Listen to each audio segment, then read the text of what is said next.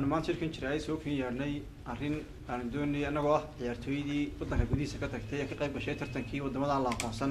ee lagu qabtay bariga Yurub gaar ahaan waddanka Abkhasiya oo wasaaraddu arrimo dhaliilaan naga soo jeedisay inaanu ka jawaabno ayaanu shirkan jiray idinku yeernay anigoo magacaygu yahay Maxamed Cabdi Xasan kuna caana koofinde waxaan doonayaa marka ugu horreysay inaanu mahadnaqno bahda saxaafadda bulshada Soomaaliland xukuumadda Soomaaliland iyo ummadii hawshaas oo dhan ambabaxaya ka shaqeysay gaar ahaan maayarka caasimadda oo qayb weyn ku lahaa ambabaxayagii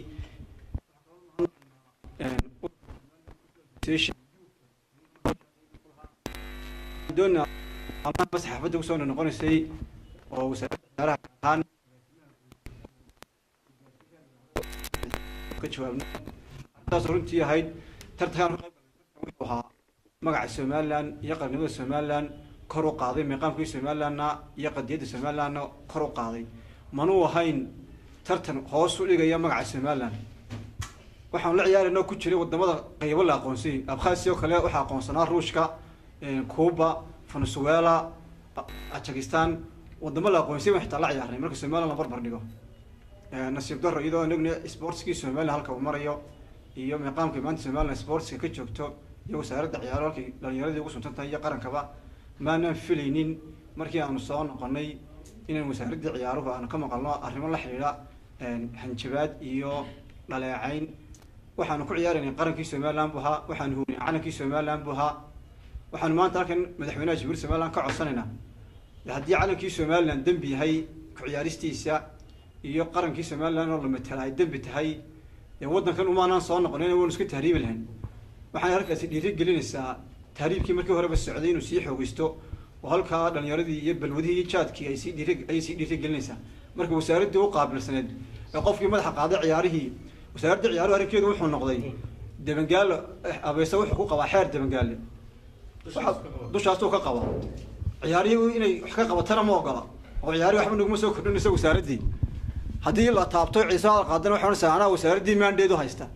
maandeedka wasaaraddu ay ku celcelinayso waxa loo siiyay dhalinyarada wax ugu qabato in ciyaaraha ugu qabato inay sportska horumariso inay taariikhda dhalinyarada ka joojiso maandeedka haysta looma siinin iska fadhiistaan oo yiraahdaan ciyaaraha lama taaban karo lama hadli karo waxaan bulshada u cadeynaynaa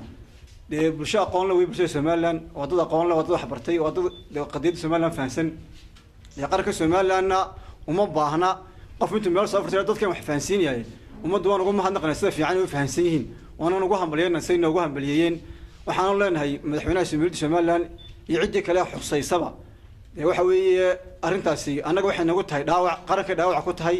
waxaanu degdeg u codsanaa in mas'uulka iyo wasaaradda shabaab sharciga waafaqsan laga qaado haddii kale waxay dhaxalinaysaa in dhalinyaradeenu waddanka way tahriibaan cidi madaxa kor u qaadi weydo oo qaranku noqdo qaran sportskii dhaawac keena sportskuna waa meelaha qadiyada Soomaaliland ictiraafkeeda kor u qaadaya haddii la xoojiyo أنا هذا كل يوم وحنا نقبح يعني ماذا كلام كسر دوينيا وحنا نرجعين إن شاء الله ورد دقان كلنا حكومة السمال عندي على كلمة وحنا نقول ما عندنا مرمدة وحنا يوم مسبح قدامي حسب معارض حسب كلمية محافظ كا وسارد ورفافنتا يميليها ماذا حبنان أو سوينا سنة وقاعد الله نونهم بلي يتي في قرن كلفتي سوينا أرين تاسف عنه بلان قاضي ننبه هي عارين تسعدين مركب حنا عصرنا ده وسارد هذه حكومة كم تهاي